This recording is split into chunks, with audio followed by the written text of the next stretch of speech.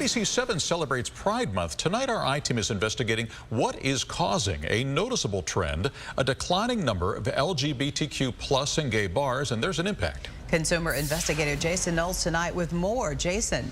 Cheryl Allen, there are dozens of LGBTQ plus bars in Chicago, but data shows that there is a bar decline nationwide and here locally. Experts say that could mean fewer spaces for some in the community, especially for those with diverse backgrounds. We have had the experience of going into bars in our community and not necessarily feeling welcome. Angela Barnes and Renata Riddle opened Nobody's Darling in Andersonville in 2020. It's a black, queer, women-owned, and women-forward bar. People are so excited that we own this bar because they can see themselves in us, POC folks, queer women of color. Their community-based cocktail lounge has thrived during the pandemic and even earned a coveted James Beard Award nomination. We fill a niche that most bars in the city do not fill. In the 2 years since Nobody's Darling opened, more and more LGBTQ plus bars have closed. Gregor Mattson, professor of sociology at Oberlin College in Ohio, is researching this troubling trend. 36.6% of gay bar listings disappeared between 2007 and 2019. More than a third of gay bars closed in a 12-year period.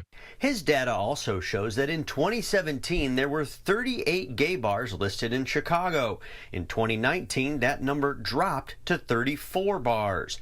In 2021, that number dropped again to 26, meaning more than 20% of Chicago's gay bars were lost in a 2-year period. In most parts of the country, gay bars are the only public LGBTQ plus place. In other words, they're the only place where queer people can reliably encounter other queer people in public. In Chicago, North Halsted is one of those areas, a longtime home to many gay bars in the city. But some say most of those establishments may cater to white gay men.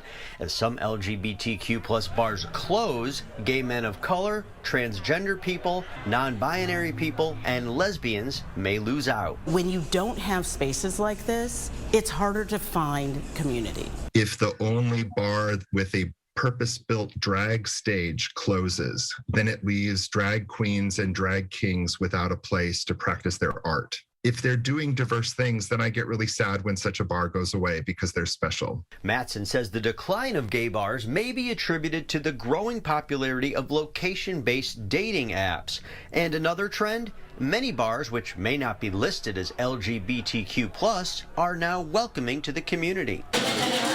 And another positive, according to Mattson's research, 100% of lesbian bars nationwide were retained through the pandemic. However, Nobody's Darling is just one of a small number of women's forward bars left in America. It's been sad because these were places where women really found community.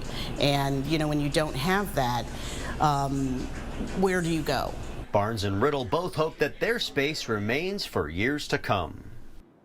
You may be wondering if the pandemic had any effect on gay bar closures. Well, according to the study, bars did shut down then too, but it was at the same rate as the years before the pandemic. So, Cheryl Allen, this has been happening for a while now, an interesting trend. Yeah, a number of interesting points in the story too, Jason, and just how the community is impacted by this too. Fascinating and eye-opening. Yeah, thanks so much. Let's turn to the weather now this evening. What a day.